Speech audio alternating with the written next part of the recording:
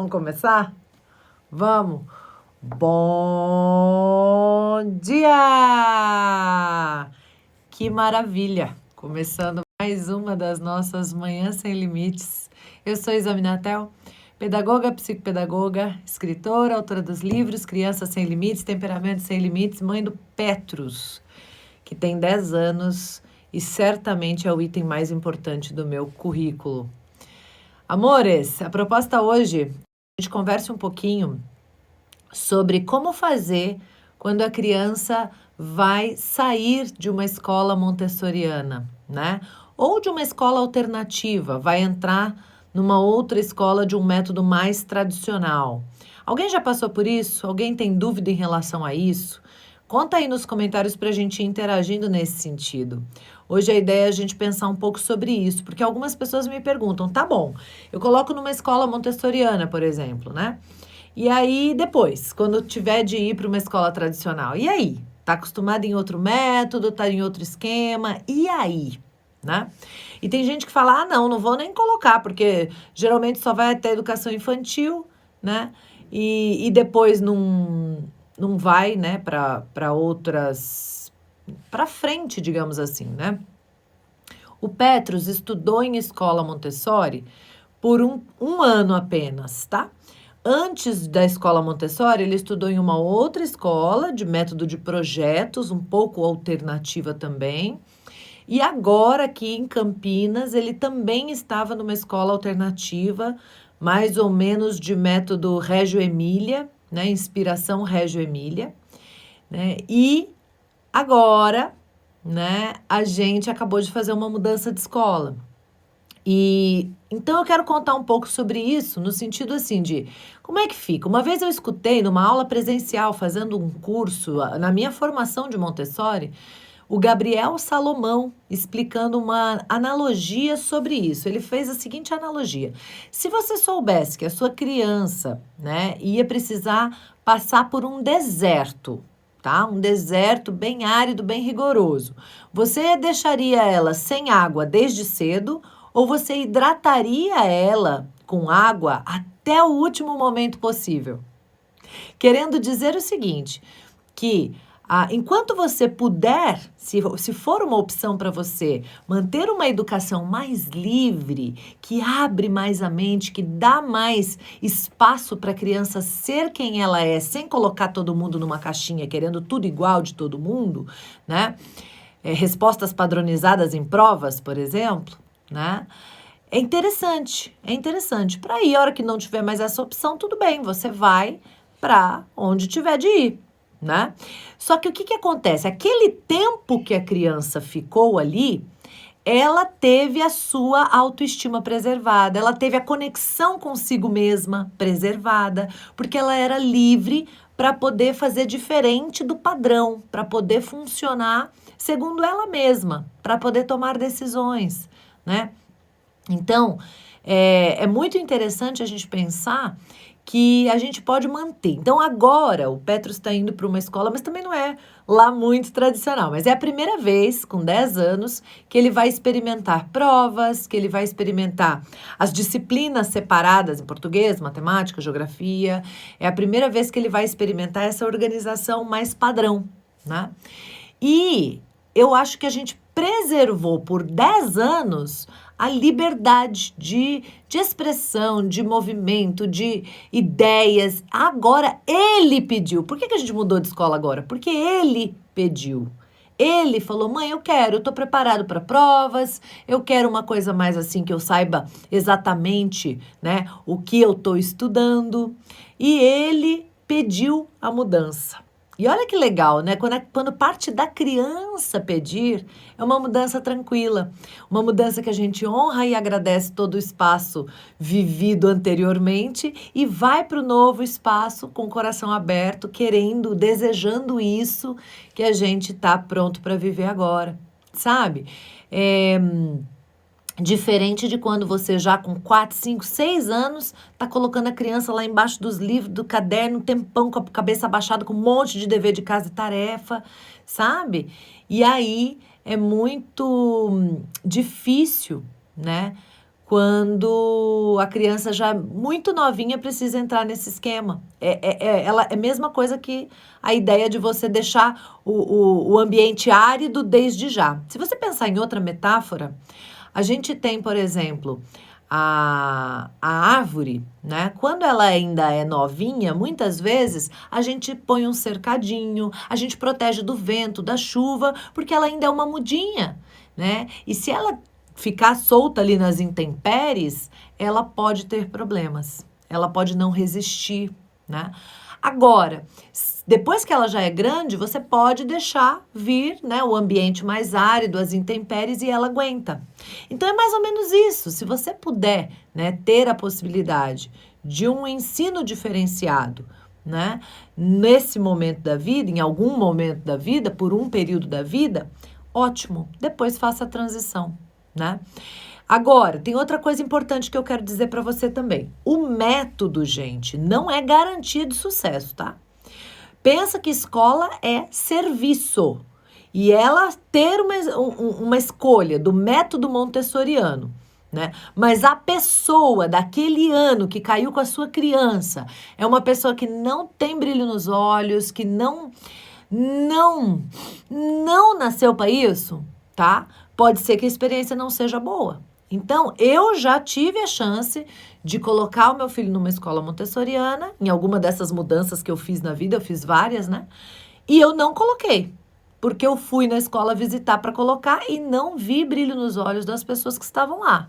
Então, o método não é tudo. Não é garantia de sucesso, não, é um grande sinalizador, tanto que foi a primeira opção, essa escola Montessori, quando eu me mudei, que eu falei, eu vou e tal, mas não é garantia. A Isa, na minha cidade não tem escola Montessori, não tem problema, vai nas escolas que tem e encontra uma com brilho nos olhos. Sabe? Que as pessoas gostem de criança, que as pessoas estejam lá felizes de estar lá, conscientes do seu impacto na vida das pessoas, especialmente das crianças, sabe?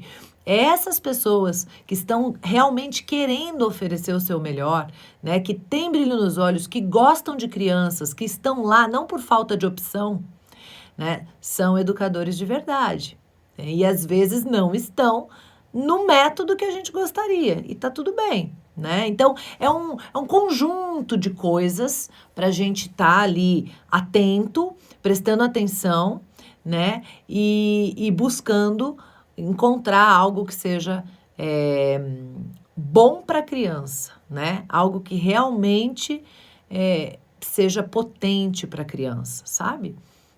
A gente precisa ter clareza do que a gente quer e do que a gente não quer.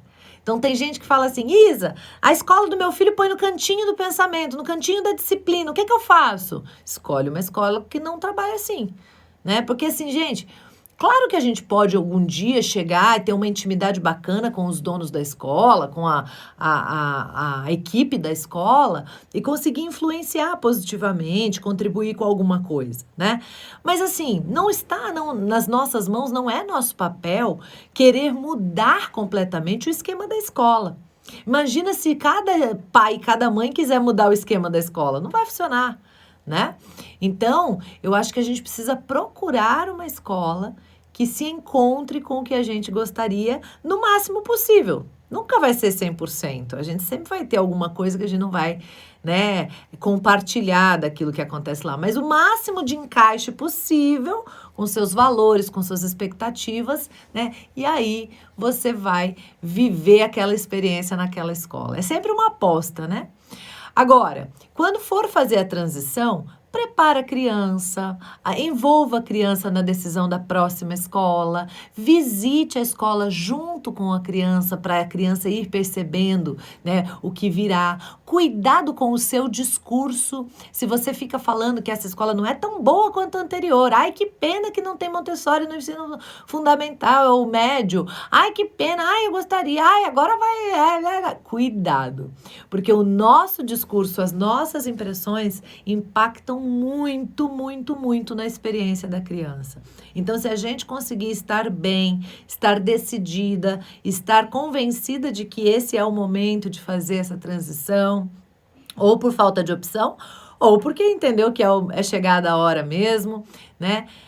Então, a gente trabalha isso na nossa cabeça e a gente consegue ajudar a criança a perceber o que tem de bom nesse novo modelo, nesse novo formato, nesse novo contexto, nessa nova situação, né? Entendendo que a gente é muito modelo, inclusive, do que sentir com essa mudança. Sabe? O que sentir com essa mudança? A criança inconscientemente está olhando para a gente e está vendo, nossa, eu devo me preocupar. Nossa, eu devo ficar mal. Nossa, vai ser ruim. Entende?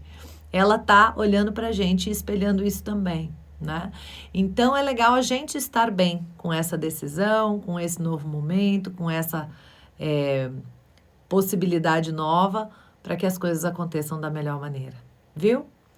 Então, é isso. Um recado rápido que eu queria trazer para você hoje para dizer que não é o fim do mundo e que não é motivo para você não colocar numa escola Montessori, né? Se você vai fazer a transição depois, não é motivo para você não colocar numa escola Montessori se você tem essa opção, né? Eu gosto muito das possibilidades que Montessori nos traz, né? Ah, tem mais uma coisa que eu gostaria de acrescentar nesse assunto. Tem gente que fala assim, minha criança não se adaptou na escola Montessori. Não existe isso. Porque a base de Montessori é seguir a criança e seguir o interesse da criança. Se os educadores lá seguiram a criança e seguiram o interesse da criança, não tem como não se adaptar. A criança não tem como não se adaptar. Ela foi acompanhada, né? É diferente a lógica. Tá? Então, se a criança não se adaptou à escola Montessori, a minha pergunta é, será que eles estavam realmente vivendo Montessori na essência? Será que eles conseguiram estar, né, num nível de consciência, de adulto consciente? Montessori fala isso, o ambiente preparado, o adulto consciente, né? Será que eles estavam realmente, né, aqueles adultos que acompanharam essa criança que não conseguiu se adaptar, estavam conscientes de fato, né, de como conduzir esse processo? Então, é um pouco sobre isso que eu acho que a gente tem que pensar quando a gente fala de escola montessoriana. Gente, é isso que eu queria trazer para você hoje. Eu espero de todo o coração que isso esteja sendo útil e que te ajude aí nos seus processos. A gente ainda está com a turma 2 aberta do PNL para pais e professores e também com o Manual da Mãe Sem Limites. Um curso salva-vidas, Manual da Mãe Sem Limites, aquele que se você está desesperado, não sabe como conseguir a cooperação do seu filho, como conseguir fazer sua criança funcionar, fazer o que precisa ser feito, Manual da Mãe Sem Limites. E se você quer mais, que é um mergulho profundo, ferramentas que mudam a vida, PNL para pais e professores, viu? Se quiser os dois, tem um descontão. Só vem isaminatel.com.br e você vai entender ali as opções, as possibilidades, e eu te espero como aluno. Hoje temos encontros de alunos. Se você já está dentro da plataforma aluno, hoje tem 3 horários para você escolher, que nós vamos bater papo no Zoom, de câmera aberta, todo mundo conversando, para a gente tirar dúvidas, para a gente ter mais intimidade, tá um pouco mais junto, e vai ser especial demais, como tem sido, tá? Cada 15 dias a gente tá junto, a gente se encontra, a gente bate esse papo. É para criança de até que idade? Qual é essa pergunta? Me explica, me ajuda. A pergunta é sobre o quê? Sobre o curso que eu falei agora?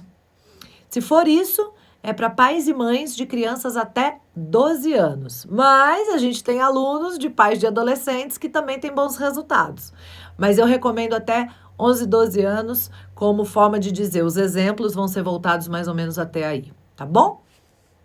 Um beijo, fica com Deus, até a próxima. E lembra que a gente está fazendo a nossa super série de pressupostos da PNL e hoje, 20 horas, tem vídeo. Um beijo, acompanha lá. Se você não assistiu, assista os outros, porque hoje já vai ser o vídeo número 9. Uau, estamos acabando, hein? Acaba no 10, tá bom? Um beijo, fica com Deus. Até a próxima, gente. Tchau.